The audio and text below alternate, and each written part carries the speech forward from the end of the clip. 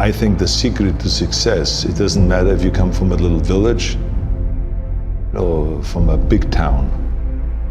There's one thing that you have to do, and that is you have to first of all work your ass off. And number two, you have to have a very clear vision of where you want to go. You have to be brave. You have to be tough. Have the discipline to follow through. And it is very important that you don't listen to the naysayers. Because in every step of the way, when you make decisions like, I want to be a bodybuilding champion of the world, people say, this is impossible, this is an American sport, it's never going to happen. When I wanted to be in the movies, they said, you have an accent, it's never going to happen. No one ever became a leading man when you have an accent. Everything is always impossible until someone does it. Trust yourself, break some rules, don't be afraid to fail, ignore the naysayers, and stay hungry. Let me tell you, I've made a fortune in several careers, and I've been very successful in several careers by ignoring the naysayers and believing in myself. Imagine you're 15 years old and you're in Austria and you say to the people, I want to be the bodybuilding champion of the world. Of course they come to you and say, but wait a minute, that's not an Austrian sport. Bodybuilding, that's an American sport. But you know something, I had it very clear in my vision and I knew exactly what I wanted to do.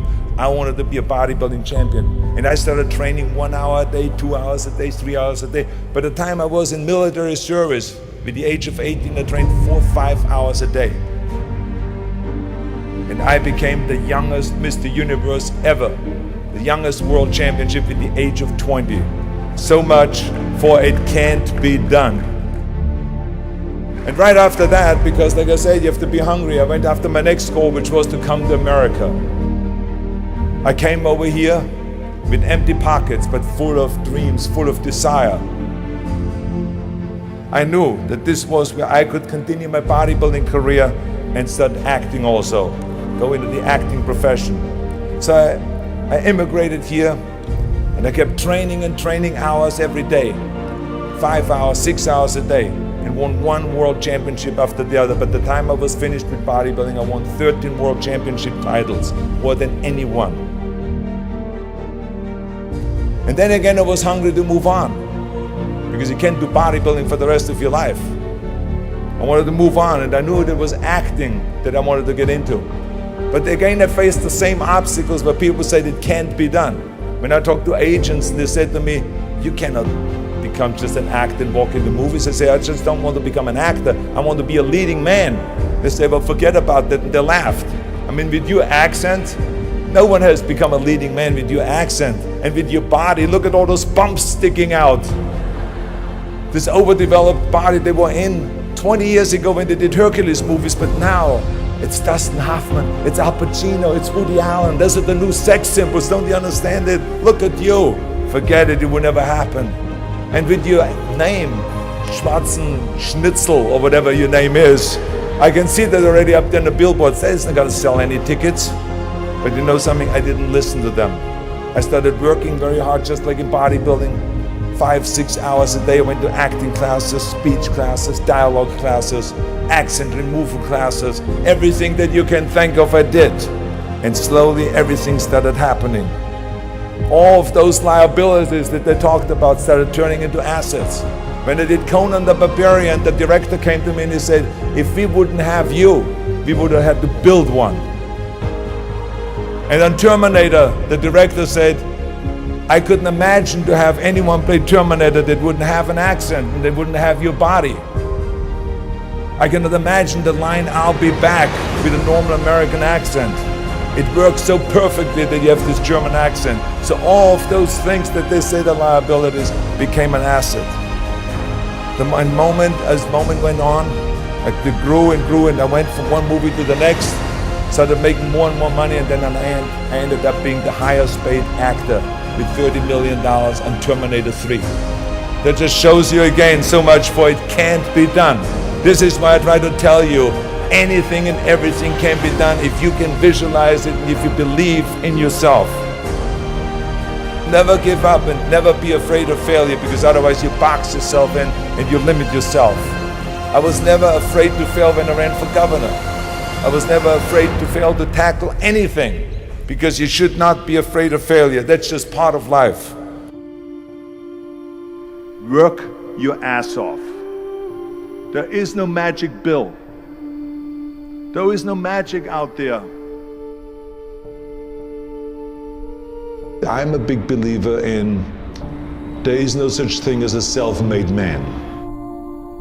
Because so many times people say that you're a self-made man, you're the perfect example of the American dream and this and that. And these are all great compliments, but the reality is, as I always say, that you can call me anything you want. You can call me Arnie, Schwarzi, Governor, Schnitzel, whatever you want to call, but don't ever call me self-made man. Because I would not be here if I wouldn't have had parents that were dedicated and gave us the love and the affection and the discipline and all of the stuff right from the beginning. I wouldn't be here if I wouldn't have had the help from so many bodybuilders in Graz that helped me. Then all the way to Munich, Albert Busek, then Joe Weider that brought me to America. He brought me to America and he gave me the confidence. He paid for the first apartment in South America. Without that, I wouldn't have made it. So how can I say that I'm a self-made man? Including when I was governor, I had 5 million people voting for me. Every one of those people that voted for me helped me to become governor. How can I say that I made myself, right? So this would be nonsense, ludicrous. So this is why I say those are the things that I think were important for me to be successful. And like I said, it doesn't matter then from what village you come from anyway. You have to recognize that, and those are kind of the elements that make one successful.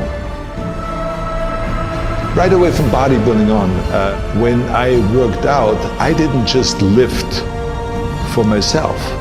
I wanted to lift the entire sport. I always was interested to work towards something that is bigger than me, something that is going to be around much longer than me. I'm going to be gone one day, but bodybuilding should not be gone.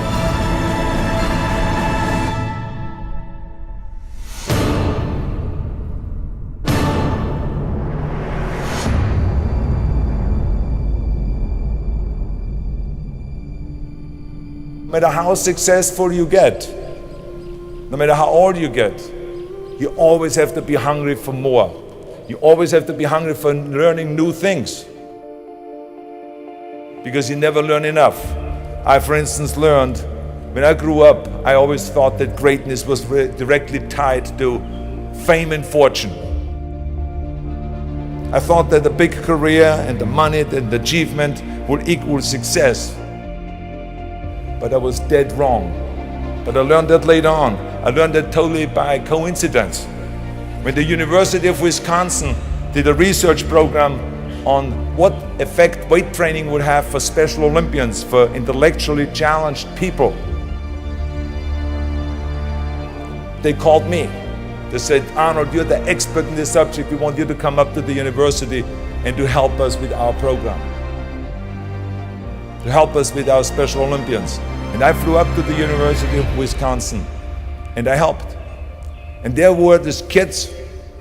The first exercise we decided to do was bench press, and they were all standing in line.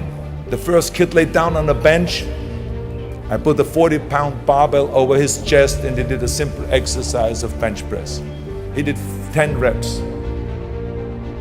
Then he got up, and then the next one laid down. I put the barbell over his chest, and then that kid started breathing really heavy, and all of a sudden he started screaming really loud. And he jumped up, I put the bar back, and he started shaking. I realized that he was scared of the weight. So I calmed him down. I said, that's okay. Just watch your friends do the bench press, and maybe you want to try it again.